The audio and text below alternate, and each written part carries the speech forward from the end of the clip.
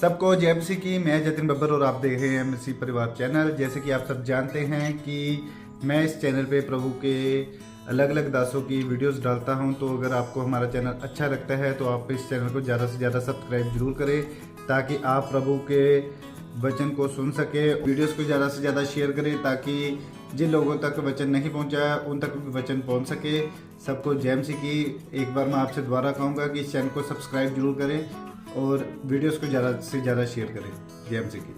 परमेश्वर बार बार क्यों दया मांगने के लिए कहता है? क्योंकि जब तक आपकी दया मांगना आत्मा से नहीं निकलता, वो शब्दों की दया पर नहीं करता दया। जब आप टूट नहीं जाते, जब आप बिखर नहीं जाते, जब आप रो रो के नहीं कहने लग जाते, दया का तू सागर है खुदा, अपनी दया से तू बड़ा। मैंने ऐसे कहा, मैंने कहा अपनी दया से तू बड़ा, और अचानक से पवित्र आत्मा की सामर्थ मुझ पे उतरी। मैं भर गया पवित्र आत्मा से और आगे पूरा भजन गाता गया। हालेलुया। एक लाइन बोली थी, वही लाइन भजन बन गया था पूरा। समझ पाए जब आप पूरा ऐसे करते। जब हन्ना ने प्रार्थना की कि प्रभु अगर तू बच्चा दे, मैं तंग आ चुकी हूँ, दुखी हो चुकी, मेरी सोच मुझे चढ़ा रही, मैं प्रभु खाली हो चुकी, बच्चे के बिना मेरी लाइफ क्या है प्रभु। हे प्रभु, हे प्रभु, अब मैं कहती हूँ तू मुझे बच्चा देगा ना, तो मैं तेरे भवन में दे दूंगी, तेरी सेवा के लिए दे दूंगी। वो तेरा नबी होगा, तेरे भवन में रहेगा, तेरे दास के साथ रहेगा। प्रभु कृपया मुझे बच्चा दे। जब उसके अंदर से बात निकली, यहोवा ने उसकी सुन ली और उसको दे दिया। हालेलुया।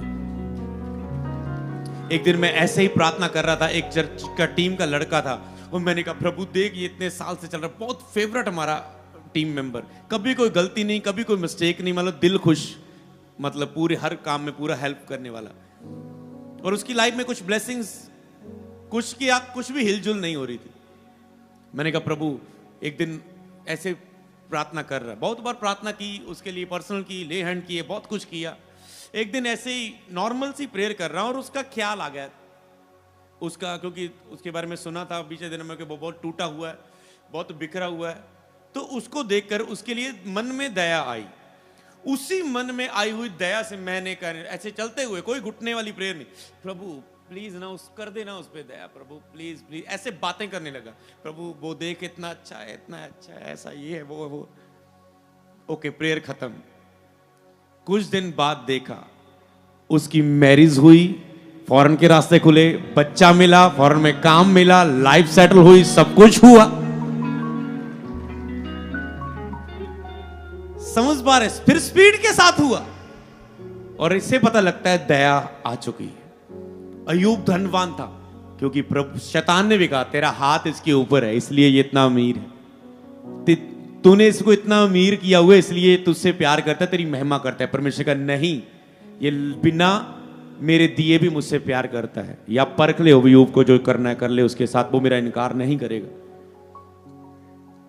ऐसा आपका भरोसा होना चाहिए, परमेश्वर आप पर भरोसा कर सके, इतना परमेश्वर पर निर्भर हो जाओ। बोलो, आज से मैं परमेश्वर पर निर्भर होता हूं, आज से मैं परमेश्वर पर निर्भर होता हूं, मैं उसकी दया पर निर्भर हूं। मैं कहता हूं कुछ भी मैं नहीं कर सकता उसके बिना, ना बल से ना शक्ति से, मुझे दया चाहिए। बोले आमेन, आमेन। ओके, तो समझ पाए आप? अब मैं कुछ वचनों के द्वारा आपको कुछ वचन भी आपको दे देता हूं, जिसे आप घर जाके पढ़ सकते हैं, और कुछ वचन मैं आपको स्क्रीन पर दे दूंगा। तो समझ पाए, मर्सी, दया मतलब एक दया का समय। मर्सी क्या है? परमेश्वर के दया का समय, दया का समय है। तो दया के ये मैंने उदाहरण दिए जो आपने सुन लिए, एक एग्जाम्पल के रूप में परमेश्वर की दया को, वेद को कैसे समझे हम, परमेश्वर की दया का क्या प्रकाशन है। हमने कुछ गवाहियों के द्वारा, कुछ प्रैक्टिकल एक्सपीरियंस के द्वारा, कुछ वचनों के द्वारा, कुछ आयतों के द्वारा आपने उस उदाहरण को द्वारा सीखा। और आज का टॉपिक भी यही है, परमेश्वर की दया का प्रकाशन। ये आपने उदाहरणों के द्वारा परमेश्वर की दया के प्रकाशन को सुना है। जैसे ये प्रकाशन आपके अंदर जाएगा, तो ये एक प्रकाशन है, ये एक शिक्षा नहीं है, ये एक प्रकाशन है। आप परमेश्वर को दयालु करके समझ लेते हैं, दया करने वाले के रूप में समझ लेते हैं।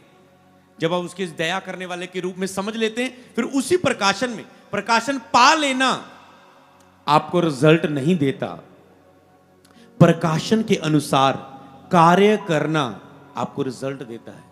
आज आपने दया का प्रकाशन पाया है, इसके अनुसार कार्य करें। जाएं अपने चलते फिरते, अपने बिजनेस में, अपनी जॉब में, अपने कार्यों में, अपनी प्रेयर में, अपनी फास्टिंग में, और कहते जाएं, अपने परिवार को छूते जाएं, दया कर, दया कर, दया कर, दया कर। तो आपने दया के उदाहरण को देखा। कुछ पॉइंट आप लिख सकते हैं। दया के उदाहरण आपने सीख लिए, दया का प्रकाशन आपने सीख लिया। दया न्याय पर प्रबल होती है। दया न्याय पर, जब न्याय होता है, कोई भी न्याय का हिस्सा, उस पर दया प्रभु की प्रबल होती है। प्रभु, आपका डिवोर्स है, आपका कोर्ट केस है, आपका कोई मसला है, आप पाप में गिर चुके हैं, आप उसका न्याय होगा, न्याय पर दया परमेश्वर की प्रबल होती। जैसे न्याय कि हाँ प्रभु, ओके तेरी उम्र खत्म हो चुकी, तू जा रहा है, न्याय पर दया परमेश्वर की प्रबल होती है।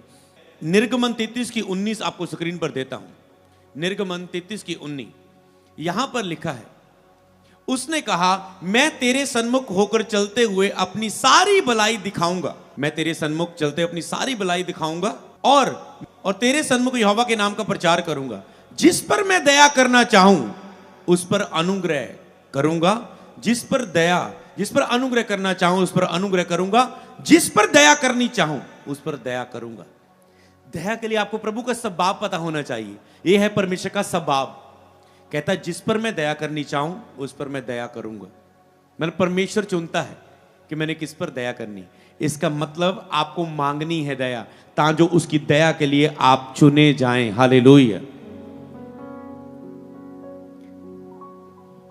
एक चुनाव परमेश्वर का है कि मैंने कोई प्रार्थना नहीं कर रही की थी, मैं भटका हुआ था, मसीह से दूर था, मुझे यीशु के बारे में नहीं पता था, तो मैंने दया नहीं मांगी। मतलब परमेश्वर ने अपनी दया के अनुसार, मतलब अपनी ही दया के अनुसार मुझे अपनी सेवा के लिए चुन भी लिया और सेवक होने के लिए भी चुन लिया, मसीह में आने के लिए भी चुन लिया और मसीह में अपना सेवक होने के लिए भी चुन लिया।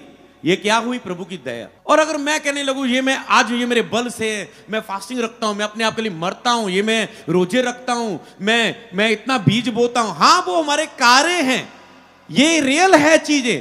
पर अगर आज जो मैंने शुरू किया था वचन, अगर आप दया को भूल गए, 3 महीने से आपने दया के लिए थैंक्स नहीं किया, ऐसे गीत भजन गाकर, और आप ऐसे ही बोलते जा रहे हैं, आपके लिए खतरनाक हो सकता है, आपको झटका लग सकता है। फिर आपको पता लगता है, ओ ये तो मैं उसकी कृपा के साथ था, उसका हाथ था, ये मेरा बल नहीं है। तो आप फिर इसे देख लेते हैं। इसीलिए आपको समझना है, दया के लिए धन्यवाद करते जाएं। जो हुई है लिख लेना, और जो दया जहां पर चाहते हो वहां पर दया मांगते रहो।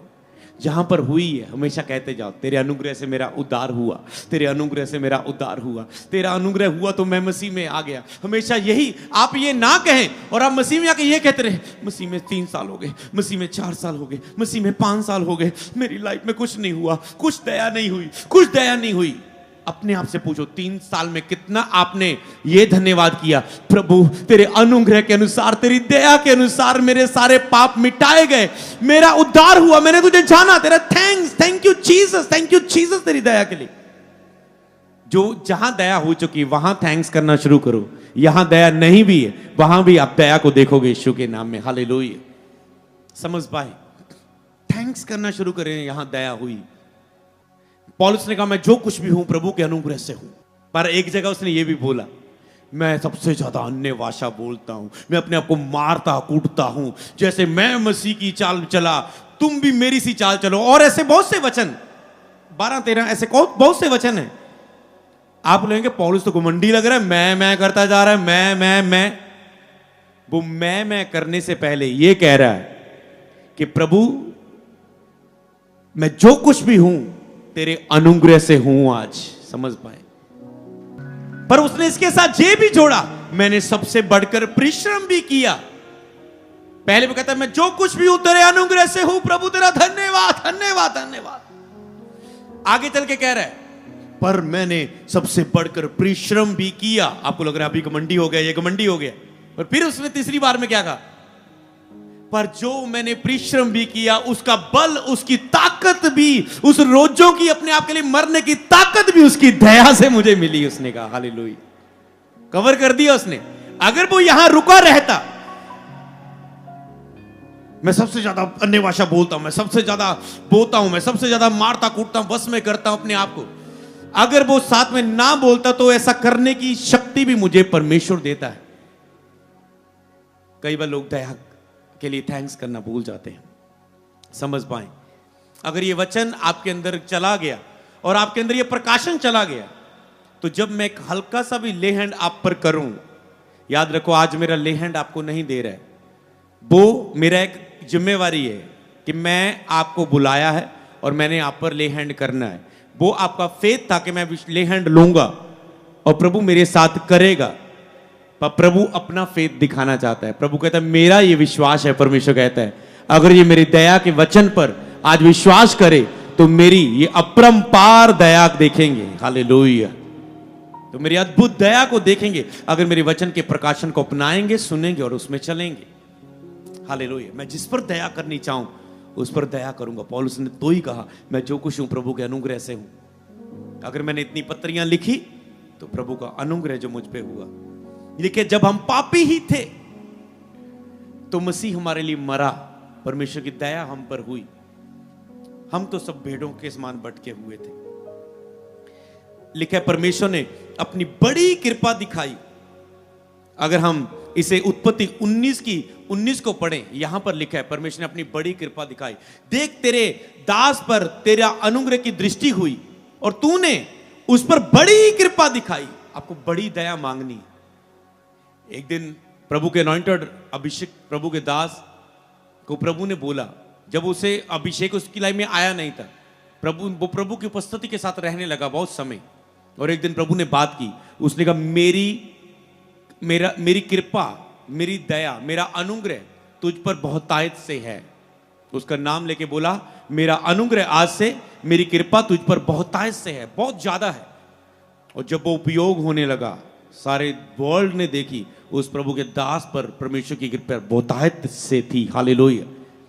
तो जो इतने सालों बाद उसकी लाइफ में हुआ, वर्ल्ड मिनिस्ट्री की पूरे वर्ल्ड में, तो उसके पीछे क्या था? प्रभु ने कितने साल पहले बोला था, मेरी एक शब्द आया बस, प्रभु के साथ रिश्ता बनाने के कारण, रोज उसकी हुजूरी में रहने के कारण, मेरा अनुग्रह तुझ पर बहुतायत से है बेटे, मेरा अनुग्रह तुझ पर बहुतायत से है। क्या आज आप भी इस शब्द के लिए भूखे और प्यासे हो जाएंगे कि प्रभु आपके लिए भी कहे मेरा अनुग्रह तुझ पर बहुतायत से बेटी, आज से तू देखेगा मेरी महिमा को। हालेलुया, ये है बड़ी दया। लिखा वो और भी अनुग्रह देता है। बहुतायत का अनुग्रह बाइबल में बोला गया। अनुग्रह अकेला शब्द नहीं, बहुतायत का अनुग्रह, बहुतायत की दया, बहुतायत की दया आपके जीवन के लिए वो उंडेलना चाहता है। मतलब थोड़ी थोड़ी नहीं, किस किस हिस्से में नहीं। जब आप कहते हैं आप बहुत सी हिस्सों में आप ब्लेस हैं, आप एक मनुष्य को देखते हैं, आप कहते हैं सब दिशाओं में ये व्यक्ति ब्लेस है, ये मैरिज में ब्लेस है, ये बच्चों में ब्लेस है, ये हेल्थ में ब्लेस है, ये पैसे में ब्लेस है, ये मिनिस्ट्री में ब्लेस है, ये व्यक्ति गाने में ब्लेस है, बजाने में। जब आप किसी को देख, आप कहते हैं इसका मतलब बहुतायत का अनुग्रह उस व्यक्ति पर, किसी किसी हिस्से पर नहीं, उसके बहुत सारे हिस्सों पर, जिस चीज पर वो हाथ लगा रहा है। जैसे यूसुफ यहां जहां जा रहा है, परमेश्वर उससे ऊंचा कर रहा है। वो जेल में है तो जेल का लीडर बन गया, वो अगली जेल में वहां का लीडर बन गया। वो राजा के साथ है तो राजा के सबसे नीचे, राजा कहता है सारी मेरी संपत्ति, सारा राज्य तेरे अधिकार में। मेरी पत्नी को कहता है छोड़, सारी चीजों पर तेरा अधिकार। सीधा एक शब्द बोल दिया। अरे कितना अथॉरिटी! क्योंकि जहां भी वो जाता था ऊंचा होता था। क्यों? क्योंकि परमेश्वर की दया यूसुफ पर थी। हालेलुया। वही दया को आप पाएंगे, रिसीव करेंगे और उसे आप अपनी लाइफ में ग्रहण करेंगे। रोमियो 11:32 और याकूब 5:1, इसे मैं एक साथ पढ़ दूंगा। क्योंकि परमेश्वर ने सबको आज्ञा उल्लंघन का बंदी बनाकर रखा ताकि वह सब पर दया करे। ओके, मतलब एक योजना थी, हम शॉर्ट में पढ़ें, मतलब परमेश्वर की योजना रखी ताकि वो सब पर दया कर सके। आज भी परमेश्वर आपको एक योजना पर के नीचे रखता है कि आप पर दया कर सके। आप शायद रेगुलर चर्च नहीं आ रहे थे, आपका परिवार चाहे रेगुलर चर्च नहीं आ रहा था, परमेश्वर जो आज पहली बार आए हैं, परमेश्वर आपके लिए ये योजना, आज आप चर्च में हैं, ये परमेश्वर ने आपके लिए एक योजना बनाई, आपके परिवार के लिए एक योजना बनाई है कि वो आज आप पर दया करे। आप उसकी योजना के नीचे हो, आज आप बुलाए गए हो परमेश्वर की दया के लिए, ताकि वह सब पर दया करे। बोलो, आज मैं परमेश्वर की योजना के द्वारा आया हूं ताकि परमेश्वर मुझ पे दया करे। हालेलुया। पढ़ेंगे याकूब 5:1। हे धनवानों, तुम सुन लो, तुम अपने आने वाले क्लेशों पर चिल्ला चिल्ला कर रोओगे। ओके, अगर इसे मैं आगे पढ़ूं, ओके, इसे हम यहीं पर रख देते हैं। लेकिन धनवानों का परमेश्वर के राज्य में बढ़ना, दाखिल होना बहुत मुश्किल है, क्योंकि उसे क्या घमंड रहता है? अपने पैसे पर। धनवान लोग, मतलब अमीर व्यक्ति नरक नहीं जाएगा, ये नहीं बोला, लेकिन धन, पैसे का लोभ सब प्रकार की बुराई की जड़ है। पैसे का लोभ, पैसे के लिए लालची होना, संडे चर्च ना आ पाना, ओ मेरी आज दिहाड़ी मिस हो जाएगी, मेरा गेड़ा मिस हो जाएगा, तुम्हारी प्रेयर मिस हो जाए, तुम्हें आत्मा में आज के लिए अभिषेक ना मिले, फिर तू बाद में लिखे प्रार्थना में लगे रहो कि तुम परीक्षा में ना पढ़ो, तूने संडे चर्च मिस की, बाद में तुम परीक्षा में पढ़ गए, किसी बंदी ने तुझे लूट लिया, फंसा दिया, एक्सीडेंट हो गया, ये हो गया, वो हो गया, लड़ाई झगड़ा हो गया, पत्नी के साथ ये हो गया, वो हो गया, तो लिखे तुम प्रार्थना में लगे रहो कि परीक्षा में ना पढ़ो, और तुम पैसे के लालच में, मेरी जॉब मिस ना हो जाए, मेरी दिहाड़ी मिस ना हो जाए, मेरा काम मिस ना हो जाए, और संडे चर्च मिस कर लेते हो। इसलिए कि धनवानों का परमेश्वर के राज्य में दाखिल होना बहुत मुश्किल है, क्योंकि, और दूसरी बात, उनको पैसे पर घमंड रहता है कि मेरा कोई भी बीमारी हुई, बड़े से बड़े हॉस्पिटल को दिखा लूंगा, पैसा है, कुछ भी चीज जरूरत है, मुझे यीशु से मांगने की जरूरत नहीं, मैं पैसे से गाड़ी खरीद सकता हूं, घर खरीद सकता हूं, ये ले सकता हूं, वो ले सकता हूं। तो धनवान परमेश्वर का राज्य में दाखिल होना बहुत मुश्किल है, क्योंकि उनका घमंड, वो परमेश्वर की दया पर निर्भर नहीं रहते, वो परमेश्वर की दया पर निर्भर नहीं रहते, और वो घमंडी हो जाते हैं। इसीलिए आज नम्र हो जाओ, ना तो अपनी सुंदरता पर घमंड करो, ना तो अपनी ताकत पर घमंड करो, ना तो अपनी अच्छी बॉडी पर, ना तो अपने अच्छे चेहरे पर, ना तो अपनी ताकत पर, लिखा जो ना तो अपने पैसे पर, ना तो अपने अच्छे घर पर, ना तो अपनी गाड़ी पर। लिखा जो घमंड करे वो इस बात में घमंड करे कि वो परमेश्वर को जानता है और परमेश्वर की दया के अनुसार चल रहा है। हालेलुया। परमेश्वर की दया पर घमंड करे कि मैं परमेश्वर के दया पर घमंड करना है, तो परमेश्वर की दया पर कि उसकी दया से मैं सब कुछ हूं। मैं घमंड है, मुझे घमंड है अपने परमेश्वर पर कि उसकी दया सदा उसके लोगों पर बनी रहती, जो उसका डर रखते हैं, जो उसका भय मानते हैं। हालेलुया। दया के लिए आप कैसी प्रार्थना कर सकते हैं, जो पूरा हफ्ता आपको प्रेयर करनी है। बाइबल वर्स दे देता हूं कुछ, जो आप घर जाके पढ़ सकते हैं। इसके अलावा भजन संहिता 4:1 नोट कर लो। भजन संहिता उसी की 6:2, भजन संहिता 9:13, मतलब भजन संहिता रहेगा 9:13, फिर 25:16, फिर भजन संहिता 27:7, फिर भजन संहिता 30:10, फिर भजन संहिता 31:9, भजन संहिता 51:1, भजन संहिता 85:7, 85:7। तो ये भजन संहिता से आप इसे पढ़ सकते हैं। निर्गमन नोट कर सकते हैं 20:6, 34:7, व्यवस्था विवरण 5:10, नीति वचन 16:6, मीका की किताब 6:8, मत्ती की किताब 9:13, मत्ती की किताब 12:7। कुछ वचन बाकी मैं आपको स्क्रीन पर दे चुका हूं, ये आप घर जाके पढ़ सकते हैं। पहला पत्रस 1:3, अत्यंत करुणा और दया प्रगट करता है, बाइबल में लिखा वो। इन वचनों में आप पढ़ेंगे वो अत्यंत करुणा और दया प्रगट करता है। इसका मतलब वो प्रगट करता है लोगों के बीच में, दया प्रगट हो, ऐसे मांगना शुरू करें। देखिए अपनी बड़ी दया से, उसने अपनी बड़ी दया से कार्य किया। जो दयावंत है उन पर दया की जाएगी। तो याद रखना, अगर आपके अंदर दया नहीं, आप प्रभु की दया को कैसे मांग सकते हैं, कैसे हक रख सकते हैं? ना तो आप किसी गरीब पर दया कर रहे हैं, ना ही तो आपको अपनी पत्नी पर दया आती है, ना तो आपको अपने बच्चों पर दया आती है, ना तो किसी बुजुर्ग पर दया आती है, ना तो आपको किसी खोई हुई भटकी रूह पर दया आती है। ना तो आपको किसी तकलीफ में व्यक्ति की ऊपर दया आती। लिखा है दयावंत बनो, दया करने वाले बनो, तुम पर भी परमेश्वर की ओर से दया की जाएगी। ये सीक्रेट है दया लेने का। अनाथों और विधवों की स्तुति लो। इसलिए चर्च ने ये मिनिस्ट्री में आज तक ये काम फिनिश नहीं किया। चाहे 100 जरूरतें हो, भवन बन रहा था, पूरा जरूरतें थी पूरी थी पूरी, पर चर्च में राशन कभी मिस नहीं किया जो विधवाओं को जाता है।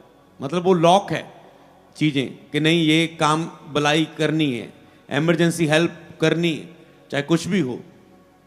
तो लिखा है अनाथों और विधवाओं पर मदद करना, ताकि जो एक बच्चों पर दया दिखाएं। बच्चे आने वाले प्रीचर है, ब्लेस्ड लोग हैं, अमीर लोग हैं, आपके बच्चे आने वाला भविष्य है। वो जनरेशन है जो आने वाले समय में सदियों में काम करेगी, वही आने वाले हिस्सों में काम करेंगे। इस 20वीं सदी में काम करने वाले हैं, उठने वाले हैं। तो उनको अभी से बच्चों के द्वारा संडे स्कूल में तैयार करना जरूरी है। तो जल्दी हम संडे स्कूल की ओपनिंग करेंगे, वो दिन आपको बताएंगे, तो उसके लिए तैयारी चल रही है। तो ये सब काम लिखे दयावंत, दया करो तो तुम पर भी दया की जाएगी। दयावंत का हृदय रखना है।